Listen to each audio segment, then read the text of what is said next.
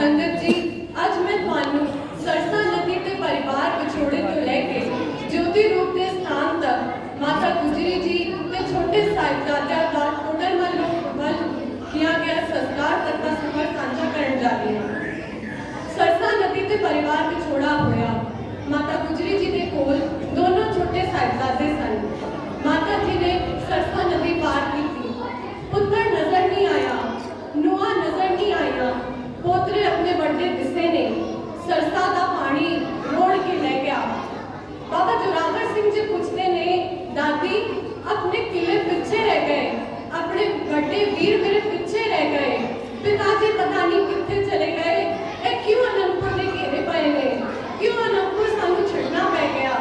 ते दादी मां ने बड़े प्यार नाल कहा कि मेरे लाल जी अब उस किले विच पहुंचांगे जिस किले विच तुहाडे दादा बैठे हुए हैं, उस किले विच चले जाएंगे जिस किले विचों इन्हां जालिमां ने परत के घेरे नहीं पैने। जदों बाबा माता गुजरी जी के छोटे साहिबजादे गंगू के घर खेड़ी चले गए। उधर जो गलबात दोनों छोटे साहिबजादे करते हैं और दादी माँ सुनती है। पहला शब्द उन्होंने बोलिया है कि दादी से बोले अपने सिपाही किधर गए, दरिया पे हमको छोड़ के राही किधर गए, अब्बा बखा के लश्करे शाही किधर गए, भाई भी हमको भूल गए शौक जंग में।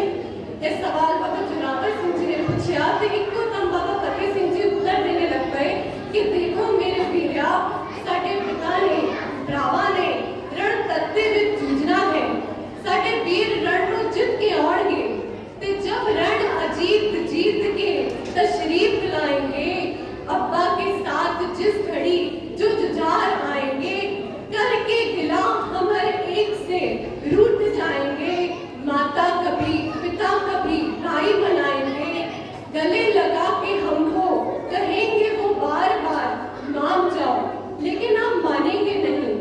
जब इतने शब्द कह आके पूछने ने कि जब पिताजी सानू घुट के गले लगाउणगे ते की आपां उन्हां नाल गल नहीं करेंगे, तब बाबा जोरावर सिंह जी कहते ने बिल्कुल नहीं, रुसांगे जरूर, पर जदों पिताजी घुट के गले लगाउणगे तब उन्हां तो एक वादा करवावांगे, इकरार लेंगे सबसे भुलाना ना फिर कभी, बारे बिखर बिछड़ के सताना ना फिर कभी, हमको अकेले छोड़ के जाना ना फिर कभी, कह देते हैं हमको यूं भुलाना ना फिर कभी।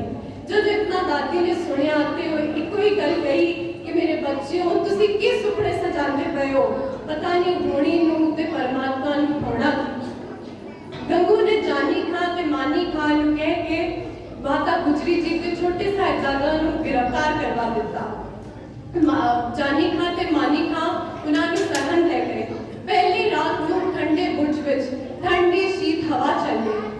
माता गुजरी जी ने अपने दोनों साहिबजादियां नूं गोद विच लेके कहा कि मेरे बच्चों आज ठंडे बुर्ज ते आए हो, कल नूं पता नहीं की भाणे वापरने, बस एक गल कभी ना भूलो कि तुहाडे रगां विच तत्ती तवी ते बहण वाले दा खून पिया चलदा है।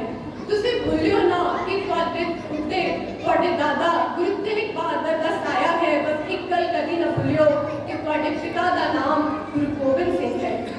अगली सुबह दो सिपाही आंदे ने ते कहंदे ने मां असीं तेरे पोतियां नूं लैण आए ने, सूबे दी कचहरी लगी है, आज इन्हां दी पेशी है। जदों करन लगे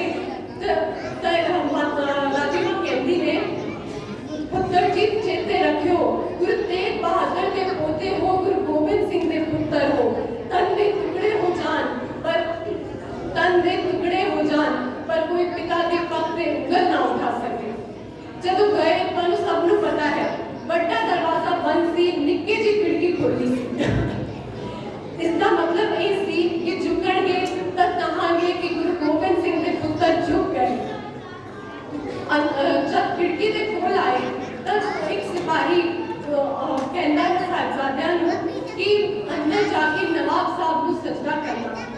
तब बाबा जोरावर सिंह जी कहते ने एक बारी सजदा किया सी, उदों बाद सजदा चुकिया ही नहीं, गुरु नानक दे चरणा विच रखिया आसीस कभी सूबिया के सामने झुकेगा नहीं।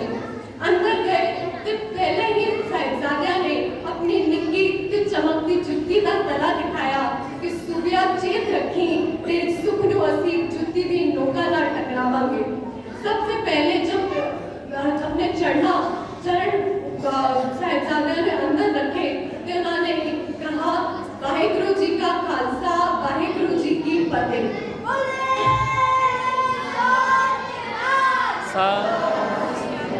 अंदर गए, इस निक्की जी आवाज में सारी कचहरी गुंजा दी। फिर ये कचहरियां 3 दिन तक चली।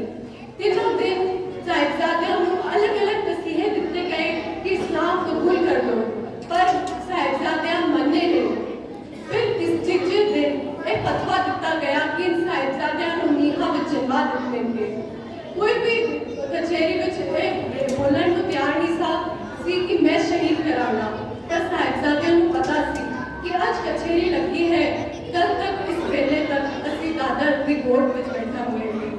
शासल बेग ने बादशाह बेग ने कहा कि असी अगर साडी गुनाहां नूं माफ किया जाएगा तो असी इन्हां नूं शहीद कर देवांगे। अगली सुबह दादी अपने पोतियां नूं तैयार करती है ते कहती है, जाने से पहले आओ, गले से लगा तो लूं, केसों को कंघी करूं, जरा मुंह धुला तो लूं, मरने से पहले आओ, तुम्हें दूल्हा बना तो लूं।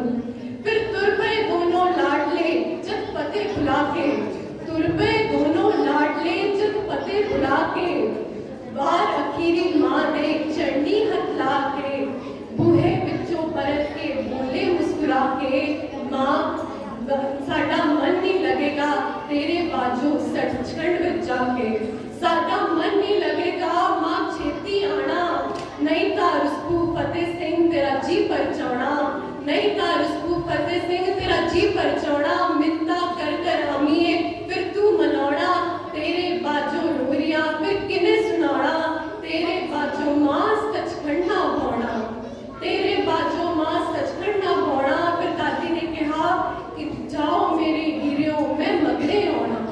अंतिम बारी उन्होंने कहा कि मन जाओ, तुझ सीधा चले जाओगे, फिर की पड़ेगा। तब साहिबजादिया ने कहा, हम जान देके औरों की जान बचा चले, हम जान देके औरों की जान बचा चले, सिक्खी की सल्तनत का पौधा लगा चले, सिंहों की सल्तनत का पौधा लगा चले। माता गुजरी जी ते छोटे साहिबजादे शहीद हो गए। फिर उन्होंने लाशा नूं चक्कन वाला कोई नहीं सी। तब टोडरमल उठा, उसको कहा गया कि जिन्नी जमीन चाहिए उन्नी जमीन में सोने दिया मोहरा लगा दे। टोडरमल ने सारे थां ते सोने दिया मोहरा बिछा दी। उसको बाद ज्योति रूप के स्थान पे माता गुजरी जी